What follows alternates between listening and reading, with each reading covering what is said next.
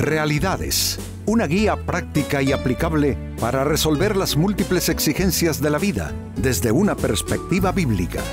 Con nosotros, René Peñalba.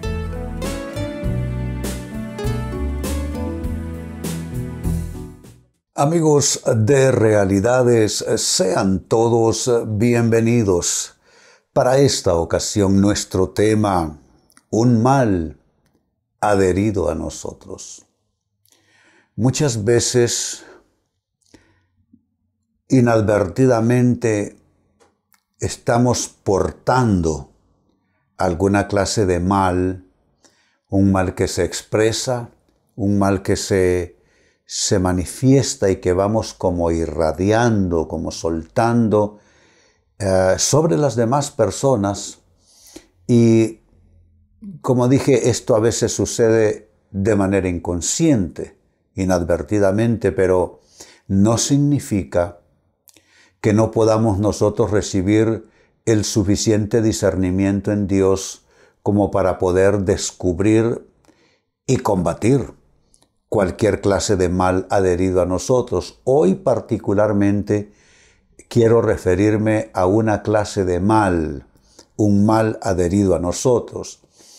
Y de ese mal nos cuenta la carta de Santiago en el Nuevo Testamento de la Biblia, capítulo 3, versículo 8, dice así: pero nadie, óigase bien, es tan grande este mal que nadie puede erradicarlo y vencerlo completamente. Dice, pero nadie puede domar la lengua. Es maligna e incansable, llena de veneno mortal. Entonces, amigos, la lengua es un mal adherido a nosotros. Se expresa su malignidad, se expresa su toxicidad en nuestras palabras, precisamente. Y aquí hago un alto, amigo, amiga, para preguntarte, ¿qué es lo que sale exactamente en tus palabras? ¿Qué es lo que sueles expresar? ¿Qué es con qué se va quedando la gente alrededor tuyo en tu interacción, en la manera en que te comunicas, en la forma en que hablas? ¿Será que necesitas controlar mejor tus palabras, controlar de alguna manera tu lengua? Y aunque la Biblia dice que nadie puede gobernarla enteramente, pues al menos podemos nosotros tratar de educar hasta donde sea posible nuestro hablar y nuestra lengua. Pues es una escritura fuerte, la leo de nuevo, pero nadie puede domar la lengua. Es maligna e incansable, llena de veneno mortal. ¿Habrá algo que podamos o debamos hacer? Yo digo sí. Siempre hay algo que se puede intentar, sobre todo cuando tenemos la herramienta de Dios para trabajar con nuestras vidas. Esa herramienta es la palabra de Dios, la Biblia. Por consiguiente, traigo la siguiente interrogante con la intención de brindar respuestas. ¿Qué hacer respecto a nuestro hablar?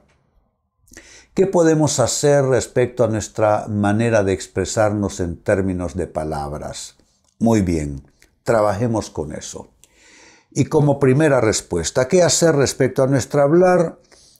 Hablar con palabras de fe y de esperanza. Cuando aplicamos fe a nuestros dichos, cuando aplicamos fe a nuestras palabras, todo cambia.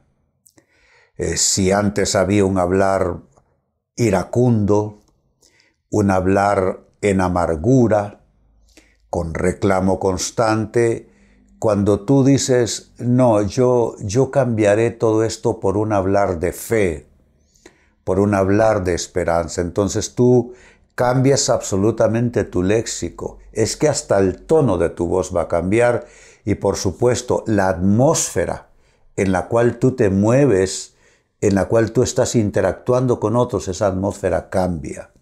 Porque no hay posibilidad de que donde se habla con fe y esperanza, el ambiente siga siendo opresivo, el ambiente siga siendo depresivo. No es posible.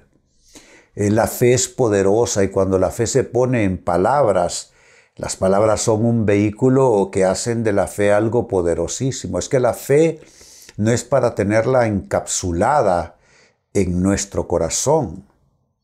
La fe es para soltarla, la fe es para ponerla en palabras, la fe es para ponerla en acciones, en obras. Bueno, esta misma semana he estado yo en mi acción de producción del programa Realidades. He incluido varios programas que tienen que ver con una fe inútil, una fe infecunda, y cómo esta puede ser cambiada por una fe que realmente cambie las atmósferas, cambie las circunstancias, mejore las relaciones e incluso mejore el estado de salud interior de las personas. Pues entonces lo que estamos diciendo es que podemos hacer respecto a nuestra forma de hablar, decidir hablar con palabras de fe y con palabras de esperanza. En segundo término, también podemos mejorar nuestro hablar, incluyendo en él palabras y dichos bíblicos, dichos del dicho de Dios, del escrito está de Dios. A veces uno no tiene suficiente inspiración en sí mismo, ¿no es cierto? Yo quisiera tener las mejores palabras, los mejores argumentos, la mejor forma de expresión verbal, pero como no tengo esa posibilidad, lo que me queda es ir a la fuente, y la fuente es la Biblia, y poner en mi boca versículo tras versículo de la Biblia, decir que Dios es poderoso para hacer todas las cosas mucho más abundantemente de lo que pedimos o entendemos en lugar de una queja. Decir que Dios hará mucho, Dios suplirá todo lo que nos falta conforme sus riquezas en gloria en Cristo Jesús, en lugar de solo estar lamentándome. Decir que todo lo puedo en Cristo, que me fortalece, en lugar de declararme un vencido, un derrotado y un perdedor. Decir que las promesas de Dios son sí y son amén por medio de nosotros, en lugar de hablar de cuántas personas me han fallado al poner mi confianza en ellas. ¿Se dan cuenta? Cuando nosotros comenzamos a poner en nuestro hablar los dichos de Dios, la palabra de Dios, eso es poderosísimo. Es que no es solo letra la palabra de Dios. La palabra de Dios imparte vida. La palabra de Dios cambia ambientes. La palabra de Dios cambia diagnósticos, cambia pronósticos, cambia tendencias. La palabra de Dios rompe cadenas, pudre cuerdas de opresión. Entonces, si tú dices, bueno, yo estoy Pastor René, tan habituado a hablar mal, yo no sé qué me pasa, soy negativo, negativa, siempre me estoy quejando, siempre estoy reclamando, que si no es una cosa es otra. Bueno, si esa es la situación, entonces comienza a poner Biblia en tu boca. Comienza a convertir los argumentos bíblicos en tus propios argumentos y con eso estarás mejorando ostensiblemente tu manera de hablar. Por consiguiente, estarás educando tu lengua y ya no será, como hemos leído, maligna, llena de veneno mortal. En tercer lugar, ¿qué más hacer respecto a tu hablar? Renunciar a los dichos de ira, renunciar a los dichos de contienda, renunciar a los dichos de amargura. Es que no se puede asumir un nuevo patrón conductual mientras uno no renuncia al anterior. Siempre todo proceso de cambio implica cierto arrepentimiento y cierta acción y decisión de renunciar a algo. Entonces, en este caso, hay que renunciar a esa conexión con la amargura, con la contienda, con el resentimiento, con el rencor. Todos esos son cosas que afectan el alma, que enferman el alma humana. Entonces, ¿quién no se amarga en un tramo u otro de la vida? ¿Quién no se disgusta? ¿Quién no se resiente? ¿Quién no reprocha cosas malas que o bien le han hecho o le han sucedido? Creo que a todos nos pasa eso, hasta los personajes bíblicos los encontramos que en algún momento estaban quejándose con amargura. Pero no significa que eso debe dominar nuestras vidas. Podemos cambiar la amargura, podemos cambiar el enojo, podemos cambiar el resentimiento y el rencor, tratando de erradicarlos, renunciar completamente a ellos de nuestra boca, de nuestra lengua, y efectivamente el cambio será notable. Las personas a tu alrededor dirán, pero ¿qué pasa con esta persona que se ha vuelto más dulce? ¿Qué pasa con esta persona que se le ve ya más serena? Ya no se exalta como se exaltaba antes. Bueno, es que renunciaste a los dichos de ira, de contienda y de amargura. Y número 4, finalmente, ¿qué más hacer respecto a tu hablar? Mejorar la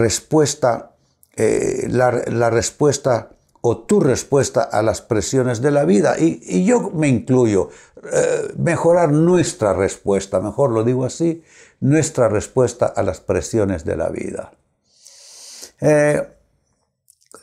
Las presiones cambian nuestra personalidad, ¿no es cierto? Decimos, no, yo quiero ser de esta y esta manera, pero ante las presiones nos deformamos. Cambia nuestra personalidad, se deforman nuestras decisiones, lo que hemos propuesto en nuestra voluntad, y se deforman nuestras actitudes y conductas también. De ahí pues la importancia de lo que estamos diciendo frente a las presiones de la vida. Tratar de cambiar esa respuesta.